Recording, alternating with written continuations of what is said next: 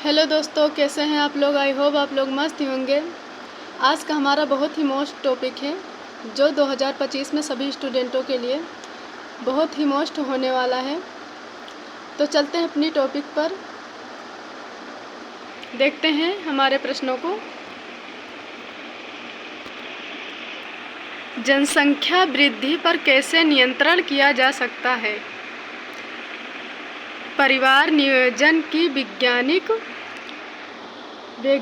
विधियों का संक्षेप में वर्णन कीजिए।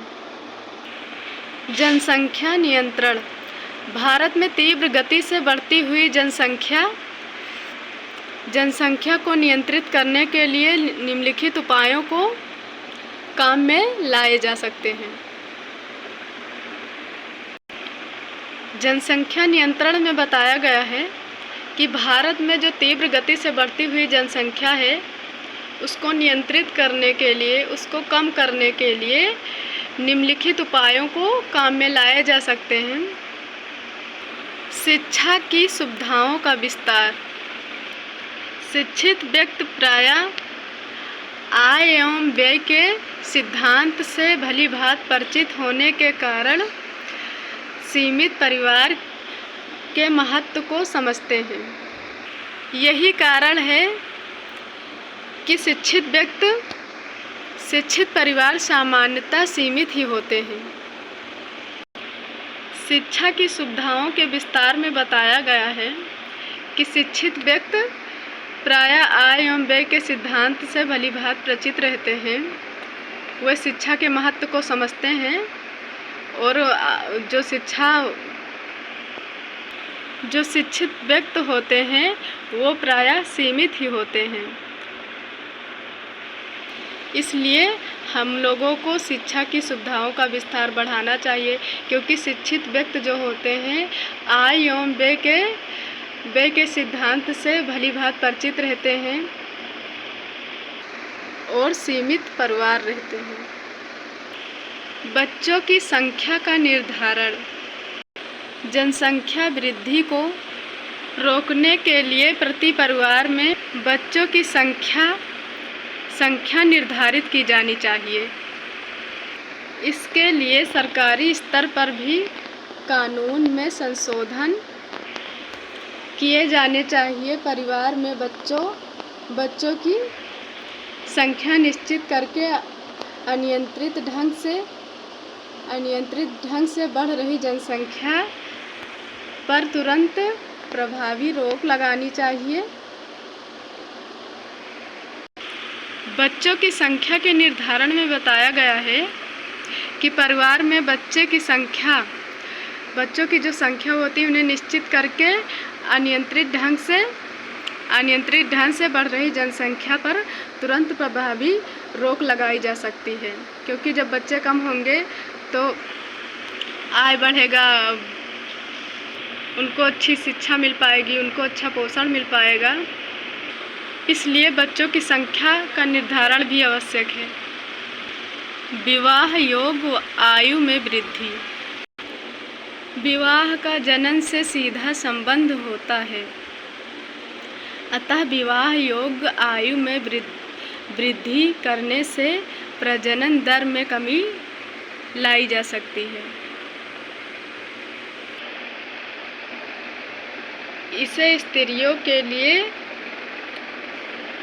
कम से कम 23 वर्ष और पुरुषों के लिए कम से कम 25 वर्ष कर देना चाहिए। विवाह योग्य आयु में वृद्धि करने से जनसंख्या वृद्धि को नियंत्रित किया जा सकता है, क्योंकि विवाह का जनन से सीधा संबंध होता है। इसलिए स्त्रियों के लिए 23 वर्ष और पुरुषों के लिए 25 वर्ष कर देना चाहिए। गर्भपात को ऐच्छिक एवं सुविधापूर्ण बनाना चाहिए। हमारे देश में गर्भपात को प्राचीन समय से ही घृणित माना गया है।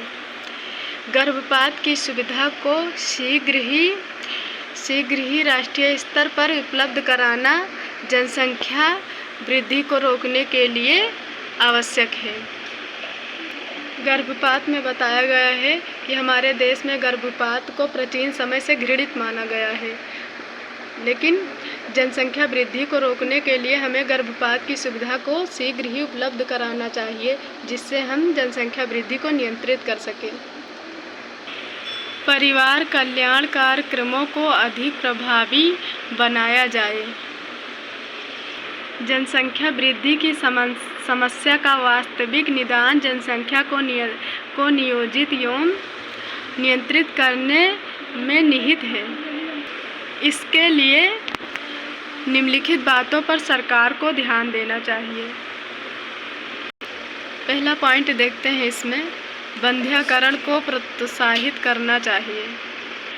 दूसरे पॉइंट को देख लेते हैं, आकाशवाणी एवं दूरदर्शन जैसे संचार माध्यमों द्वारा परिवार कल्याण के कार्यक्रमों को एकाधिक महत्व दिया जाना चाहिए। इसमें तीसरे पॉइंट को देख लेते हैं, संतति विरोध संबंधी विभिन्न सामग्री को निःशुल्क अथवा सस्ते मूल्यों पर उपलब्ध कराया जाना चाहिए। परिवार कल्याण कार्यक्रमों को अधिक प्रभावी बनाया जाए। परिवार कल्याण कार्यक्रमों में बताया गया है कि इसके लिए सरकार को निम्नलिखित बातों पर ध्यान देना चाहिए। इसके लिए सरकार को बंध्याकरण को प्रोत्साहित करना चाहिए।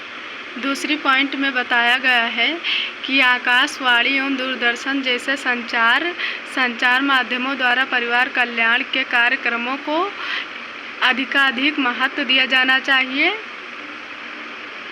आकाशवाणी एवं दूरदर्शन जैसे संचार के माध्यम से परिवार कल्याण के कार्यक्रमों को अधिकाधिक महत्व दिया जाना चाहिए। तीसरी पॉइंट को देख लेते हैं, और तीसरी पॉइंट में बताया गया है कि सरकार को संतति विरोध संबंधित विभिन्न सामग्री को निःशुल्क अथवा सस्ते मूल्यों पर उपलब्ध कराया जाना चाहिए। आई होप आप लोगों को समझ में आ गया होगा। मिलते हैं नेक्स्ट वीडियो में।